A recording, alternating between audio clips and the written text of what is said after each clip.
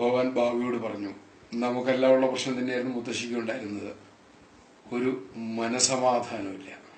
സ്വാമി ചോദിച്ചു, എന്താ അമ്മയ്ക്ക് വേണ്ടത്? എനിക്ക് സമാധാനം വേണം.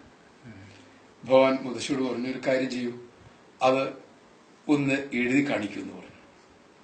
മുത്തശ്ശി അവിടെ ഒരു കടലാസിൽ ഭഗവാൻ എഴുതി കാണിച്ചു കൊടുത്തു, എനിക്ക് സമാധാനം വേണം. ബാബ മുത്തശ്ശിയോട് പറഞ്ഞു, ആദ്യത്തെ വരി വാക്ക് വെട്ടിക്കളയും. മുത്തശ്ശി അങ്ങനെ ചെയ്തു, എനിക്ക് എന്നുള്ളത് വെട്ടി. ചോദിച്ചു, ഇനി എന്തുണ്ട് അതിൻ്റെ അകത്ത് ബാക്കി?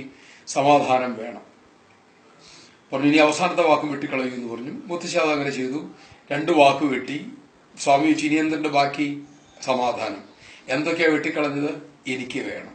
ഭഗവാൻ പറഞ്ഞു, സമാധാനത്തിന്റെ രഹസ്യം ഇതാണ്. എവിടെയാണോ എനിക്ക് വേണം അല്ലെങ്കിൽ എനിക്ക് മാത്രം വേണം എന്ന ചിന്താഗതി ഉള്ളത്, അവിടെ സമാധാനം കിട്ടില്ല. എവിടെയാണോ എനിക്ക്